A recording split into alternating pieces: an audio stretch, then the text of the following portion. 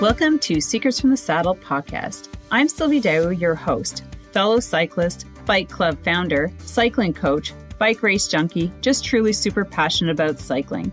My journey with cycling started 20 years ago when I opened a spin studio, started a women's race team, and founded a women's only cycling club called Cycle Fit Chicks. I'm super thrilled to reveal all aspects that make the world of cycling operate. I'm so excited to be able to bring you interesting people from around the world, pro cyclists, recreational cyclists, coaches, event organizers, bike shop owners, everything and everyone you need to know or ever wondered about when it comes to cycling. I know you'll enjoy this episode.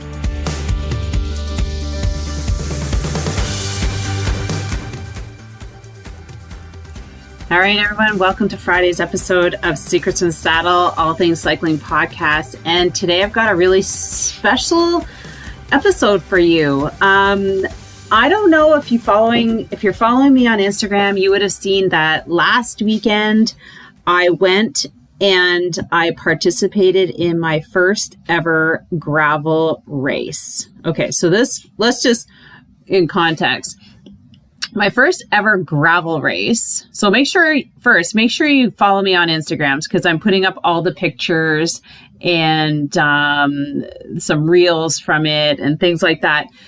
But here's how it went down. So it was my first ever gravel race and I just got my first, I want a gravel bike, but I couldn't afford a gravel bike. So who here is in the same boat who would love to own a $4,000 gravel bike, but just can't afford it? So, I choose to put my money in other places. It just wasn't the time to splurge on that kind of expense when we're trying to become debt free, if you know what I mean.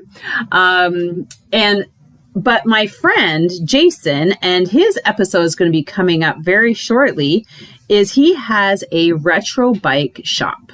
And so when I went and I did his interview, he started talking to me about the frames that he brings in and that he could find a frame for me, like an old steel frame, a Bianchi steel frame that used to be a mountain bike, and he could retrofit it for a gravel bike for $1,000. I was like, fuck, okay, I can, $1,000 I can put out, $4,000 I cannot.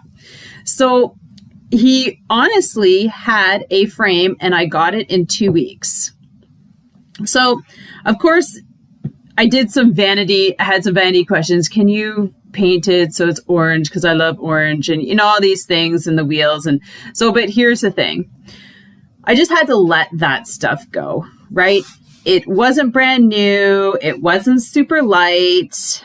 But the thing is that it is going to allow me to ride gravel anytime I want. Now, and I was able to participate in this event. So that's all that mattered, really.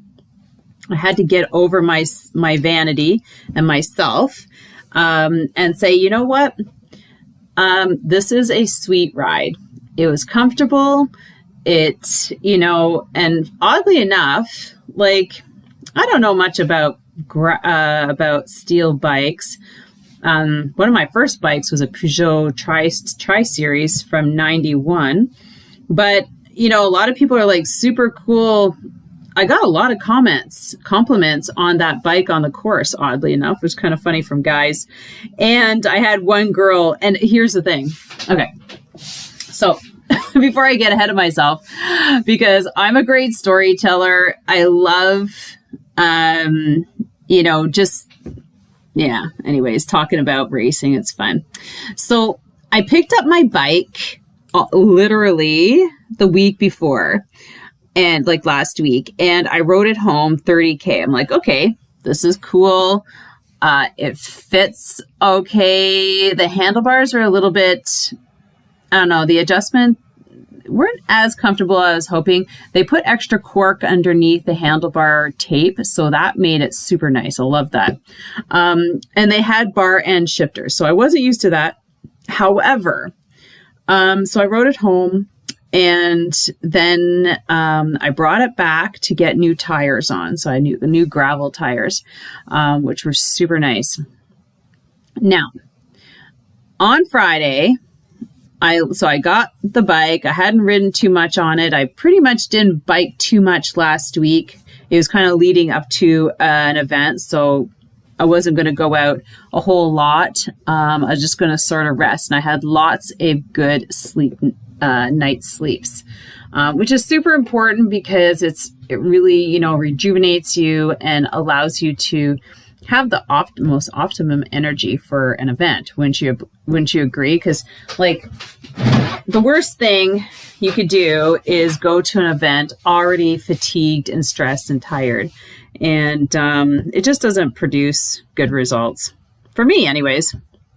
And so I packed up. So I literally took the whole week to get all my stuff together. And I packed the truck on Thursday.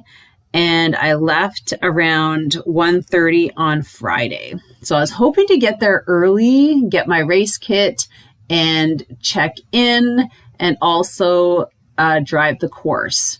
And I was literally the last minute that I was able to go and ride the course. And while I was riding, if there's any kind of advice that I can give you with regards to racing is know your course. Get on your course, whether you get to bike it ahead of time or drive it. It is so important so that you know where you're going and you can kind of plan your strategy and figure out this hill. Okay, I got that hill, and always knowing ahead of time creates a less daunting kind of feeling when you're going out there and you're just following people and you don't really know.